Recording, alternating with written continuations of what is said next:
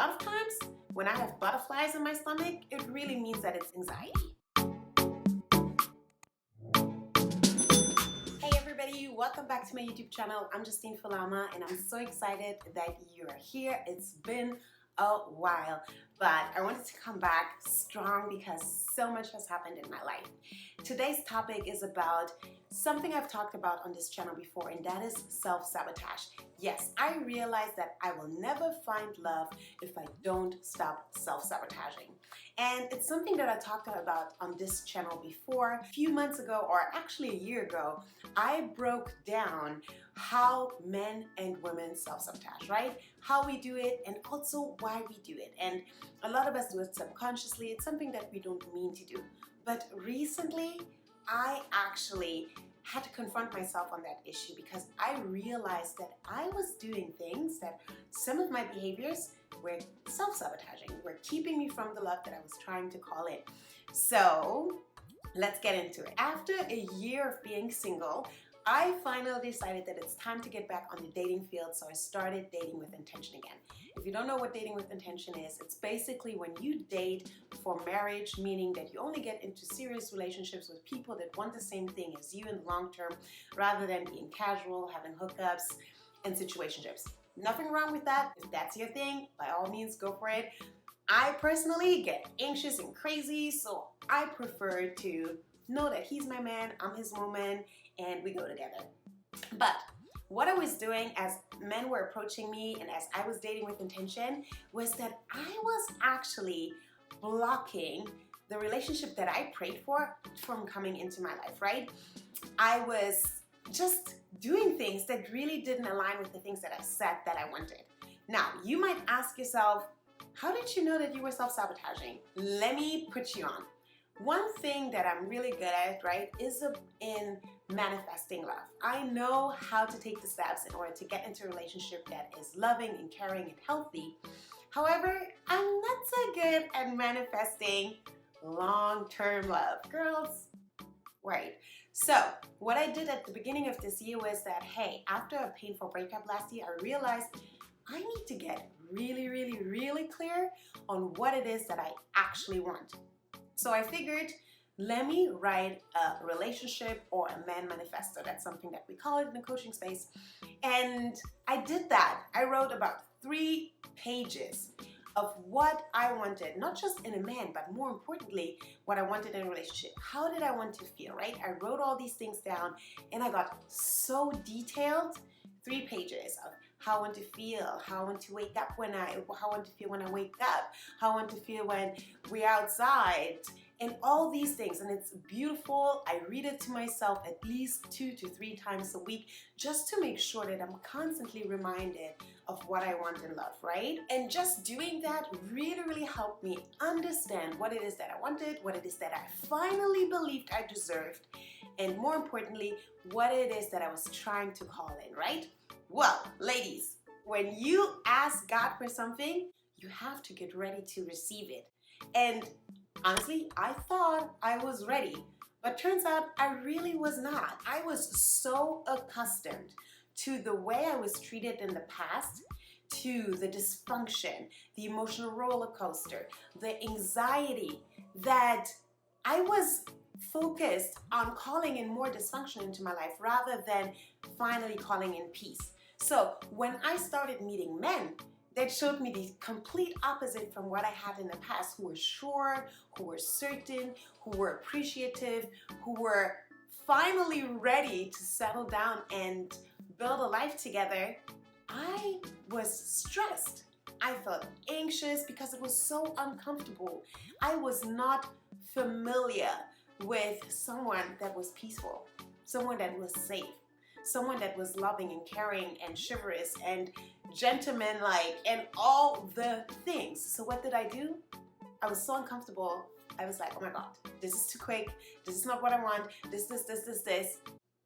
What? Girl, this is literally what you prayed for, and now you're saying this is not what you want?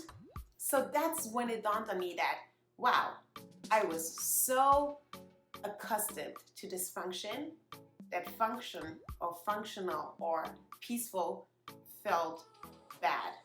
And that's when I realized that unless I stop self-sabotaging, unless I get to the root of this problem, I will never find love. So let me tell you what I'm currently doing in order to get out of that self-sabotaging behavior, that mindset that will eventually keep me in struggle love if I don't get used to peaceful love. Number one is that I had to accept that I was the problem.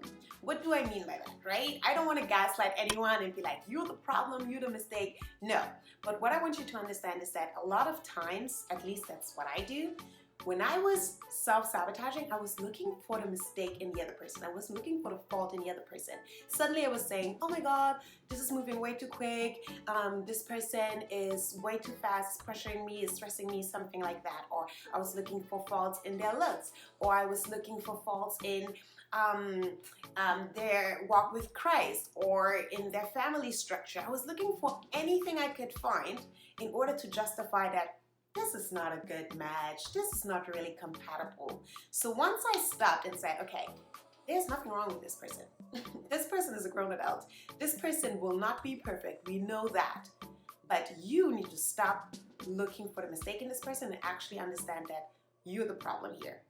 Once I did that, I was able to shut down that negative voice in my head that every time we tried to start a problem, I would be like, nope, that is not really the issue. The issue is that you're scared. That's not really the issue. The issue is that you don't know what you want. That's not really the issue. I had to really get ahead of myself in order not to talk myself out of something good, and also not to make the other person feel like they were wrong or at fault or something, because that's how relationships end. The next thing I had to do was that I had to address the underlying fear. Yes, you heard me right, because the root of self-sabotage is always fear. And in my case, or in general, when we self-sabotage, we never mean it in a malicious way, right? One of my favorite books, Women Who Love Too Much, explains that self-sabotage is actually a form of self-protection. What do you think you're protecting yourself from? Pain, of course, right? And we're always trying to protect ourselves by doing things that we feel like will keep us from what we fear the most. And through a lot of therapy and just a lot of personal development in the last few years, I have discovered that my root fear is the fear of rejection, right? I've experienced a lot of rejection, especially in the relationship department over the years, so I kind of knew it already. But what I realized was that whenever I would meet someone who was serious, I would start projecting my fear of rejection onto the relationship. So what would I do? I would push them away. I would reject them before they could reject me, because I was so afraid that a relationship that is everything I asked for, everything I prayed for, would start and then eventually end, and then I would be heartbroken again, right? Because rejection hurts like a... So I had to realize that the underlying fear is fear of rejection, and it's the pain that I believe comes with it. But the thing is that in love, you need to take risk. You cannot play it safe, because guess what? If you play it safe, you will never get to a part of the relationship where you trust each other with no boundaries, not boundaries, always have boundaries, but where you trust each other with no limits, right? Where you love each other without trying to get something back, where you open up to each other in a way that allows you to have a deeper bond and be connected even more. So really what I started doing is I started talking to myself, right? I started looking for affirmations that would help me overcome this fear of rejection in the relationship department, right? I would journal in the morning and really write down what I was afraid of. I would talk to my therapist, I would talk to friends, I would make sure that, coupled with getting ahead of my negative self-talk, to just affirm myself and be like, there's nothing you need to be fearful about. And if I was fearful about something, I made sure to write it out in a way that would help me see it on paper. Because guess what? Once you get these fears out of your head and you realize that that doesn't make sense, and suddenly that fear loses the hold it has over you. And that was really, really important. And the last thing that I did to make sure that I stopped self-sabotaging myself in relationships is that I had to learn to stay present. Like I said in the beginning, self-sabotage is something that we do subconsciously, right? And we do it because we're trying to avoid a pain, fear, something. In my case, I wanted to date with intention. But whenever I met someone who wants to date with intention as well, I would go all the way into the future and think about all the ways that this might not work out. But guess what? We're not there yet. You're not supposed to make a decision about the rest of your life on your first date, on your second date, or even on your third date, right? So what I had to learn is to stay present and to actually be vigilant, vulnerable, and also attentive in the moment, right? I wanted to make sure that, yes, this feels amazing. It feels like what I have been praying for, and yet there's still so much space and still so much time to fill and to go until I can make a decision about what it's going to mean in the broad spectrum of my life, right? So once I learned to stay present, it was so much more enjoyable because I was just enjoying this person. I was just enjoying being in the moment, being treated like a princess, which I finally believe I deserve, right? Because ain't no more struggle, love. I'm not struggling anymore. So I was finally ready to really accept that, okay, I'm deserving of peaceful, safe, loving, caring, beautiful love. So that's what I did. And it was everything, or it is everything, if I may say so myself. So that really helped. And I know that so many of us go through it, and I know that one of the excuses that I hear all the time is that, oh, I just like what I like, and that's why this guy doesn't really feel like he's for me. But I really, really want you to take this to heart and really think about it. If the person that you like keeps hurting your ass, it might mean that the person that you like or the type that you have is not for you. And I had to realize that. I had to realize that a lot of times when I have butterflies in my stomach, it really means that it's anxiety. So if this video was helpful to you, please make sure that you subscribe to this channel. I'm coming out with fire content this summer and I'm really excited about it. And of course, share it with a friend, give this video a like, and I will see you in my next video. Until then,